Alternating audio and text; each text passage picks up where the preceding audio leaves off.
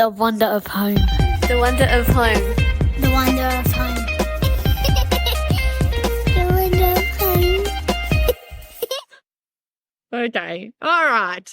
Beautiful, Ren. What is your nickname? What do people call you for a nickname?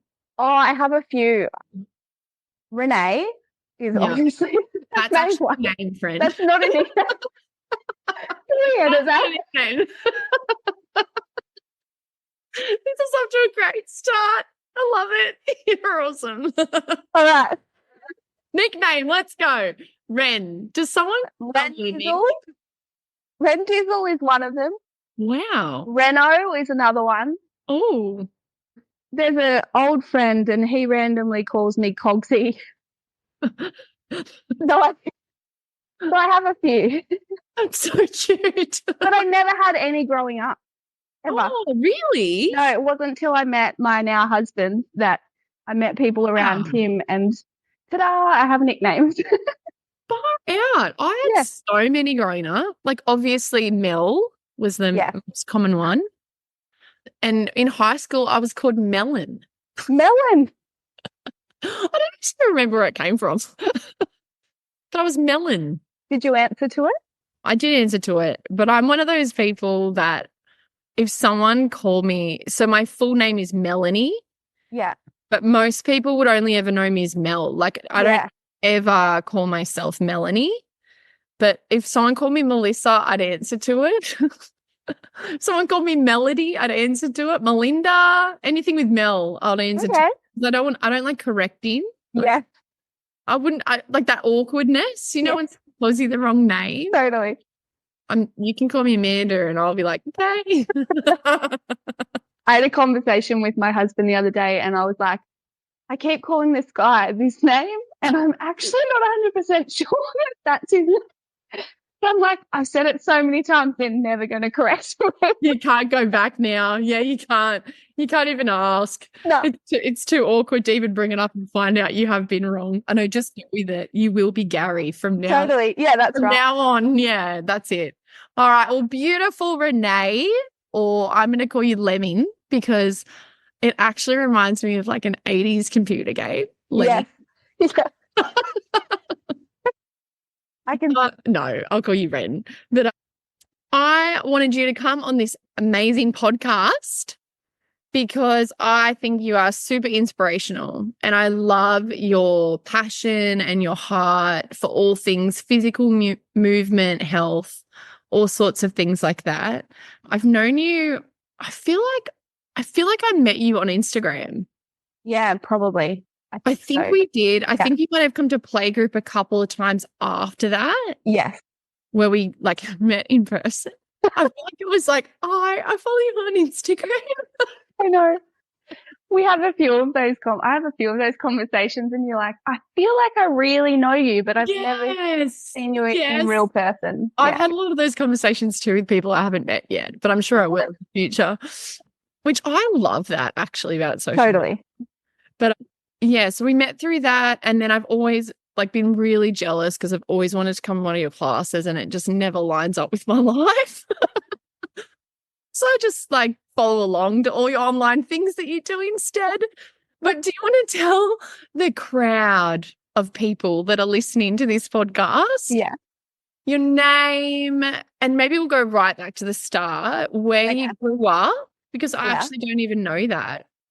So I'm Renee. I grew up in a town called Mossvale in the Southern Highlands.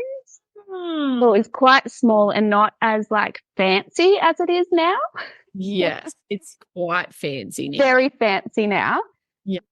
So I grew up with my mum and dad and my brother, and I went to a very small school, and mum and dad were always really supportive of us getting into sport and running us around to our sport from a pretty young age. Yeah. They both were sport people before they had kids. So that was really important to them, which was good. I was a netballer forever. Oh, I hate netballers. My knees hate netball too. They're a breed where I grew up though. I'm like, you don't fit the breed. So it's okay. I'm not sure what that is. What's the breed? Not very nice. Oh, I hope I don't fit that brief. Continue on. So then, so I kind of had I would say a normal childhood, I guess. Yeah. Moved through, did my HSC, that was kind of the year when I can remember getting involved in like a gym for the first time. Yeah. And using movement to help relieve stress. So my parents bought me a gym membership and I went to the gym, and it really helped in, just supporting me through that period. Yeah. Of course, at that time, it was like you go in on the treadmill, you sit on the bike, you find a little corner hiding it to do your abs, but never went into the weights room because I was like 17 at the time. It was very overwhelming. And it really wasn't a time then when you would do any sort of resistance kind of training. You weren't welcome in that kind of space. Yeah. So then I studied sports management and moved to Canberra for a little while, which was freezing. So cold. Oh, hello to all the Canberra people. Yeah. Amazing. It's like literally living in like Finland or something. Like I see sometimes them post things. It's like great day today, and it's like -2. I'm such a whinger in the cold. I couldn't do it. Yeah, so am I. And I've just always been like a coast person. Yeah. And so even growing up not near the coast, I never thought that I would live away from the coast. So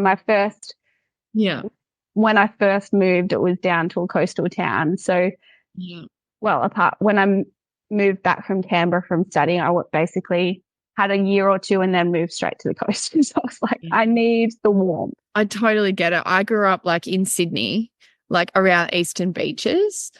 And so I moved from there. And then when my husband and I were dating, and also I just needed a sea change because I'd grown up in Sydney my whole life. I was not sheltered. You're not sheltered in Sydney, but like in a way I was like to just city life.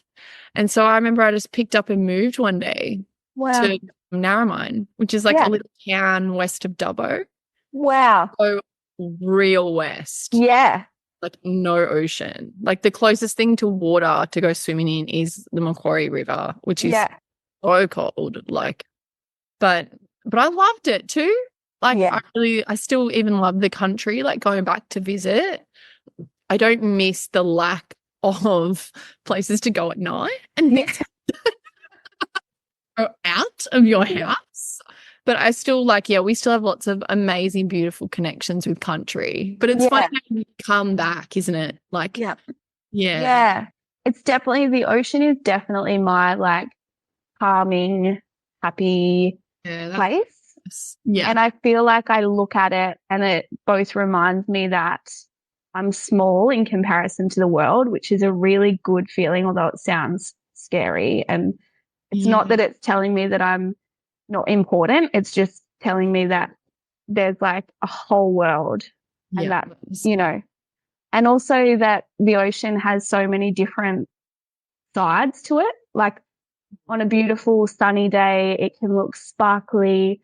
And on another day, it can be like awful looking and big and grumbling. But all of that is okay. And so and it kind of just reminds me like all of who I am is okay, because that's, there's just different elements of who we are, and on different days they come out, and that is totally fine, So it's, that's why I just love the ocean. So off the back of that, I'm going to use that. Off the back of that, you have this amazing business. Yeah. It's funny calling it even a business, but it obviously it is, like a business called Flourish Mama. So how did that come about for you? Like what season of your life were you in maybe prior to that? Yeah. And what made you want to start that? And then just give us a bit of a lowdown about what it is. I know, so I'm totally biased. So it's a long story. I'll try and tell it a bit quickly. Yeah. So when I finished studying, got into my like working career, went into my typical like people pleasing, perfectionism, like working really hard, wanting to be good at everything. So I worked really hard, found like my husband, which was amazing, which was like he is such a special man. Like I can't say how much he's always been, just there. He's amazing. But then I found at a point when I was like, okay, so I'm in my corporate career. I'm working really hard. I got married and then I was like, oh, how about I just add another degree? So I'm working full time. I want to be again at uni. And I was commuting at like halfway through that, I started commuting to Sydney for work, 2 hours each way. And there was a few things that had happened a year or two prior that I hadn't dealt with emotionally. And so it all kind of culminated in a complete anxious, I call it a breakdown, because it literally broke me down to every the last part of who I was. So how many years had you been married? 3. Oh, I don't know what this is, guys. I'm sorry. Yeah. And who knows how to get rid of it? A thumb just came up on the screen in case you're wondering why we're laughing. Okay, so 3. Please watch the video and you'll see why we're laughing, because Zoom just gave us a thumbs up in the middle of her saying 3, as if it was going to be incorrect. So 3 years you've been married. That's a lot. You didn't have any kids then? No kids. Thank goodness. I often think, man, this is a strange thing to say, but I'm glad that I had that before I had children. Oh, that's what I was asking. Yeah, that's why I was asking, because that's a whole nother dynamic to totally. Yeah. Yeah. And you've got stopping yourself, but then you're also responsible for other humans. You've got to survive. Exactly. Yeah. And so what it did give me was the ability to really understand. So I don't even know really how long it went for. It was months.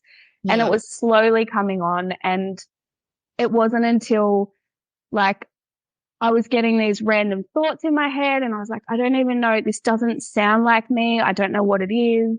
Yeah. And I was crying and didn't want to go out. And it wasn't until I was brave enough to tell someone. And that was my husband, which is horrible to hold it all inside, to be like, what is wrong with me? I don't feel like myself. I don't know what's happening. I can't function like a human. And so when I finally was able to just be like, I need to get this out of my body, tell someone about it. You're brave. Yeah. Yeah. And it is brave. Anyone that's dealt with mental health stuff, you're just how is this person going to hear this? Yeah. You know? And so he, as I said, he's amazing. He listened to everything. He didn't flinch. He was just like, I'm here. I know who you are. Or believe, I know who you are. Yeah. And so I remember. So he validated that how you felt wasn't who you were? Is that? Yeah, because there was a bit in there about it's kind of. You would have thought, what is wrong with me? Yeah. It was a complete undoing. Validated that there's something not right. So what you're feeling is right, but it doesn't mean that that's who you are. Yeah. Yeah. Yeah, that's cool. Yeah. And so we were like, all right, what help do we get from here? What's the plan? And I remember, this is very specific, but people might resonate with this, at that moment of just being in the shower and being sobbing and thinking, what happens now? I don't know who I am. I don't know what thoughts are accurate, what is not. What do I do? And I just remember hearing this voice that just said, we just rebuild from here, one step at a time. And I'm like, all right, which, was then months of work. Yeah. So went to the physio, didn't go to the physio. Okay. Whole picture. Went to the psychologist. Went to a psychologist and she really gave me tools to. Was it hard to get, because I think there is stigma, even still today, I think, about that initial appointment. Yeah, I was psychologist. Was that hard? Number one, practically, was it hard to get into one? Then it wasn't as hard as it is now. Yeah. But it was I thought, what am I going to go and tell this person? Yeah, like what do you actually Verbalize say? Like what I'm dealing with. Like, I don't have any reference. I've never dealt with this before. yeah, I think I'm going a bit crazy. yeah, Like, how do I tell this to somebody? yeah, And I kept just thinking, I just need it not to be in the dark parts and inside of me. Like, yeah, I'm not dealing with it inside of me. It's not helping. So it needs to be out of my body. yeah, And I really do believe that, like, when we shine a light on these dark places, yeah. they're not as hard to handle. Yeah. They And can't go back to the dark once the yeah, shine, like you exactly. shone a light on it. Once it Yeah. comes out, it has to kind of be dealt with. Yeah. Yeah. And so Yeah. I saw her for ages. I remember saying at one point, I can't imagine not ever feeling like this. It's, Wow. I just don't, are you sure that I'm This going to isn't be it. okay? Yeah, this isn't it for me forever. Yes. Yeah. Yeah. And so, This is my new all normal. of that. Yeah, that's right. I'm like, Yeah. okay, this is just where I am now.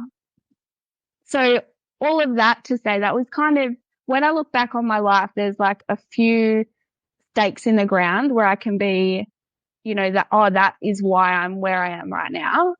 There's lots that I think, shivers, that would be good if I didn't experience that. Can't see why I experienced that. That was kind of a bit traumatic. Yeah. Yeah. And I haven't figured those ones out yet. But this one is. And I feel like sometimes we actually don't. Oh, totally. And I think you get stuck in trying to figure too much stuff out, I think. Like absolutely. sometimes you will never know, I don't think, why you went through sometimes things you did. They definitely probably sucked, like to have to have gone through it. Like, it can be positive, like, oh, everything's positive. But sometimes you actually can't. Yep. It's like, it was actually awful. Yeah. And there was no reason for it and you didn't deserve it. And you've learned, like, you kind of hadn't learned from it because it's not something you learn from. You just endure. Like, yeah. Valid. Yeah. So all of that, I think, to say that is the time when I realized that movement was one of the biggest tools in helping support my mental health. Yeah. So aside from the support that I had from obviously my husband and my family and my friends, all of those things in sharing what I was going through with that support network was also quite hard. And sometimes people didn't understand the depth of it, and that could be really frustrating. Yeah. But then years later, they'll experience something and they're like, oh, I will talk to this person because she knows what I'm going through. Yeah. And so, aside from like my network that supported me and music and, the tools that the psychologist gave me, movement was the biggest one that I knew that I could control in a certain way. Yeah. And so through that period, I then, being the achieving type, was like, maybe because I'm doing so much research about movement, I should do a personal training course to understand more about movement, with the idea that I would stay in corporate and I would never use it. It was just to be there, right? Like an outlet. Yeah. Yeah, just an interest. And so that's what wrong you were, friend. Yeah, that's right. Oh dear. Yeah. And so that's kind of what moved me into personal training. And then I happened to fall pregnant to do my prac and realized that I hadn't actually learnt much about exercise in pregnancy and postpartum. Yeah. So anything through that perinatal period, you're not taught. And I was just like, I've just studied this and I don't know. think it's really hard to find. Yeah. Yeah. And thankfully in the places that I kind of hang out online and the mentors that I have, I feel like it's getting heaps better. Heaps. But there was nothing around our first kid, and that was 14 years ago. Yeah. No, there wouldn't have been. But compared to now, it's definitely like a lot more accessible. Like, or even just research. But yeah, there was nothing. It was kind of like you have a baby, you don't work out. Yeah.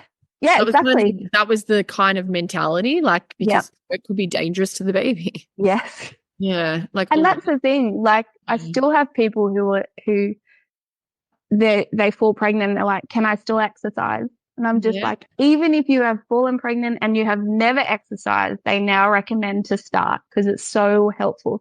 Obviously, that's, you know, if you're cleared from a doctor and all of those sort of things. Yeah, if there's other underlying conditions.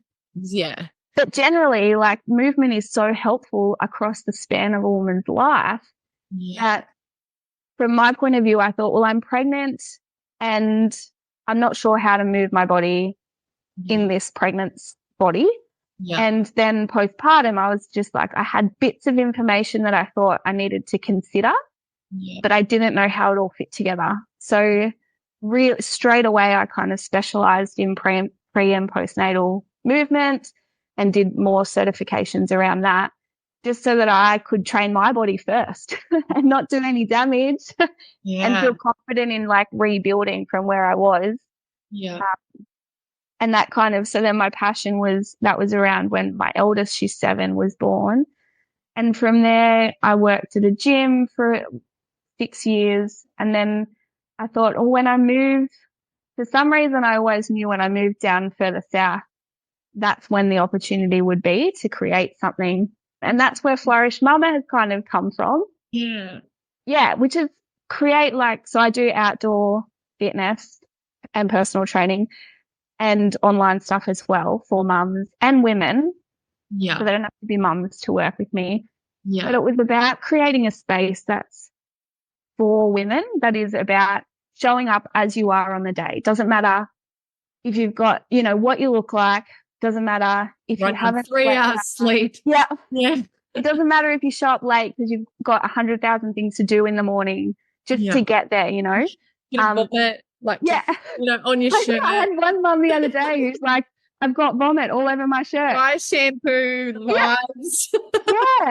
So it was like, how can we create these spaces for mums to share their stories, to be themselves, to learn about a different way of exercising that isn't about just smashing yourself till you die and doing it in a safe and fun way. So that's what I've created in Kiama.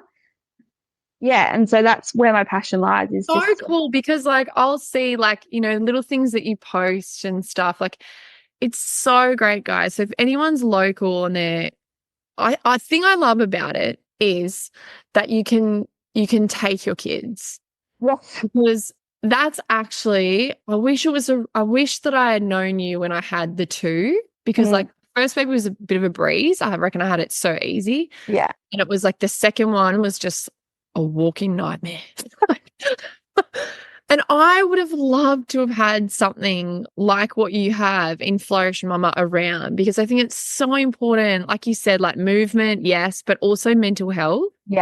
Like, because I look back on like my second baby and for sure I had postnatal depression. Like, and that was even just because I didn't leave the house, you know. I would have, but there was actually nothing for me to take my kids to. But then I love that what you do when you have kids in like, you know, when you work out your little like obstacles and things you set is even you're also then modeling as a mom movement and the importance of like what you were saying you learned as a kid, like sport and physical like fitness to then your kids. So I love seeing the little snippets where it's like the mum doing it and then like the 1 or 2-year-old doing it too. Or even like ones where you had like her using the baby as a weight. Very safe. It was safe. It was safely being used as a weight. I just need to make sure I say that on the podcast. But that's like everyday things, like everyday hacks. So make sure if you're like local, but even if you're not local, jump on and follow. What is your Instagram? Flourish Mama, MAMA _ And because Renee is so educational, like, so you don't have to only be like attending for her to share stuff. I love, and that was one of the reasons I wanted to get you on because I think you're so great at just like providing knowledge. That sounds dumb, but like sharing your knowledge, that's better. Sharing your knowledge with like others because you genuinely want people to see the benefit of it. I think that's the thing with the fitness industry has done such a disservice to women as a whole. There's just so much wrapped up in what we would think of fitness and exercise initially. Yeah. And, you know, this space that I aim for Flourish to Mama to be is that space that we can look at movement and exercise in a whole different way.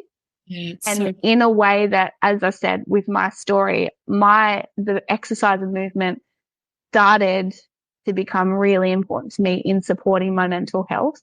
Yeah. And so that is a lens through which, apart from obviously all the other physical benefits of exercise and how I really believe that it can support us through our mothering and how we can help demonstrate that to our kids and all of those things. So I don't come at it from the typical fitness industry space because I don't believe that. Yeah. I don't believe that that's helpful. But it's really refreshing that there's another perspective. I think that, I think that's really important. It's, fitness and movement and even mental health. There's so many ways that, and like, once again, that's why I wanted to get you on, because I think it's such a great expression of looking after yourself, like as a homemaker. Yeah, whether you've got kids or not. Even like only this year, like in another episode, I'm like with you. I'm gonna like share a couple of like things from myself that kind of like was kind of scary at the time, but kind of shook me up a bit that I'm terrible at looking after myself. Yeah. Because I'm so busy. And I don't say that in a bad way, because that's just the reality of our season of life as well. Yeah. So I'm not saying that like a pity party, but like the reality of life is we have so many responsibilities when you're like a mum, like building your home.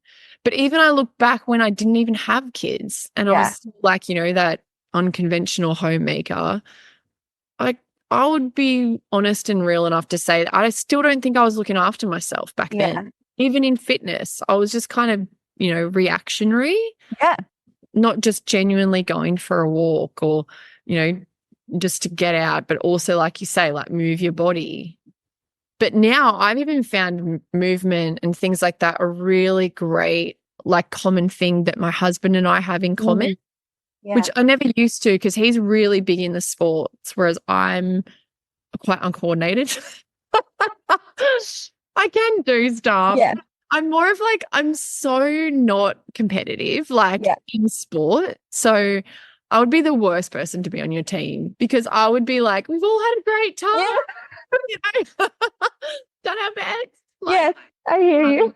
Yeah, I'm like so bad. But quite a lot of my kids are quite competitive, and they have from me. Do you think that we struggle with taking care of ourselves in regards to, it's not even framed anymore that we take care of ourselves just because we're human? Yeah, totally not. Even when it's suggested that we should move our bodies, it's exercise so that you can look after your kids better, or so that you can do this more, or so that you can be better, rather than I'm a human and my body likes to move and I'm worth taking time to move my body. And it makes me feel better. Yeah. For no other reason. Selfish. Yeah. And it's like a false humility, I think, is a card that I definitely have played. Oh, I don't have time to look after myself. And it is hard. It is hard, especially to begin with, to create space and boundaries around things and believe that it's okay for us to either, invest money to go to the gym or to find a coach or whatever, or to invest time, 10 minutes in your lounge room, or to, if you're someone like I was before I had kids, like I'm never using TV. And then I realized, shivers, I need to do my exercise. She's going in front of the TV for 20 minutes. Yeah. And I'm going to exercise. And the benefit of that to me is much more than the harm from the TV for 20 minutes. Yeah, thanks. Thanks, Bear in the Big Blue House. Yeah. It's educational. Yeah. And I had this conversation with my 7-year-old. What would you say is a hack then? like practically, like, because I think all those points you just shared were so good. So if you're someone listening to this podcast and they're like, okay, I can't afford to go to the gym at the moment, because I think that's a reality for a lot of people. Totally.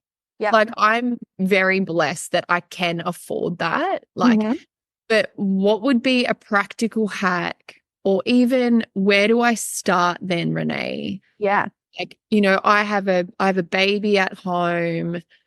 I can't afford to sign up for a gym, and I actually wouldn't have time to even go to the gym because, like I said, a baby, or maybe even I'm working full time. I don't even have kids. Yeah. Like, what would you say is an easy, practical way to start? Because I think that's often the hardest. Like, just do it. And I think sometimes the story we tell about what it has to look like is enough to stop us from doing anything. Yeah, that's good. And so if we break down what we've kind of been told our entire life, right? So if I would imagine that most of us used to or currently consider exercise as having to be 45 minutes to an hour. It has to be hard and fast and strong, and you need to be a sweaty mess afterwards. Right? Hot mess. So that doesn't sound like it's fun, and it doesn't sound appealing to fit into your already busy schedule. Agreed. You know, especially at the beginning. So with exercise, there is a part that can be uncomfortable, right? Yeah. Some people don't like doing squats and getting sweaty. Yeah. So there is a bit that we need to tolerate in order to just do the thing anyway. Yeah. But we can change the story in that, okay, so I don't have 45 minutes. Do I have 10 minutes? Can I choose 3 exercises and do them 3 times through in the lounge room? I don't have any equipment. Cool. Let's slow that movement down and make it harder because you're going slower. Yeah. Can you have bands which cost like $10 at Kmart? Yeah. Or can you use your baby or pans or milk bottles or put that like weight books in a backpack? Yeah. At any resistance. If you're just starting out, you don't need any resistance. Like, we just want to build the habit. So that could even, you know, if you even take it right back, I'm going to do 10 squats today. Yeah. Like, that's it. And then we go, okay, cool, we've done that. We can do that. I'm going to do 10 squats every day for the next 7 days. So it's like simplifying it. Totally. Achievable. Take it all the way back. Yeah. And, you know, when you think, cool, I'm going on a health kick, I'm going to overhaul all my food, all my movement, I'm going to sleep like an angel, all the things. And then you do it for a week and you just go, far out. I didn't have time before. Yeah. I fit all this in. So it literally is about building those small parts into our day where we get used to it. Yeah. And we go, all right, so as I said, if it's 10 squats, for example, then you go, oh, I can do 10 squats. Yeah. So then you think, oh, okay, can I add another exercise onto that? You build your self-belief that you can include it into your day. That's cool. Yeah? Yeah. And then other ways that I've done, I've had baby sitting in the high chair with all the snacks all the time. Snack queen. Yeah. Everywhere. Put a video on YouTube and then just follow along. Then if they need something, you just pause it, or you you give yourself the permission to do 5 minutes and to be able to stop if you need to. It only has to be 5 minutes to start. That's good. We just need to start somewhere, because I think the stories we tell ourselves can really, and that we've been, you know, it's not our fault that we carry most of the stories that we do. No. Especially around fitness. Yeah, totally not. But yeah, if we can question it and bring it right back to the start, like if you're not going to do a 45-minute session a week, like you're better off doing little ones.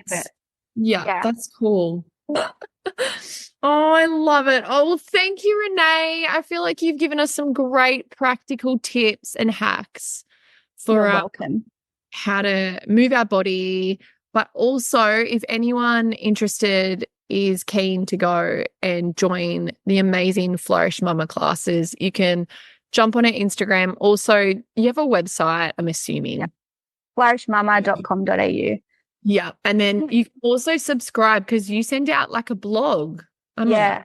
Which I love. love to write. Yeah, And that's so- really great. I love seeing it pop up in my emails. Oh, that's good. I'm Yeah. glad. Yeah, so jump on the email list. I have a few online programs. One of them is called Spark, which is about taking time for yourself. And it's got like 4 weeks worth of exercises. So That's three days a week. So if you're looking for somewhere where you can just start something, then that might be interesting. But otherwise, even just DM me. I'm more than happy to chat. Yes, she's such a good chatter. Oh, such a good chatter. Yes. All right. Thank you. Bye.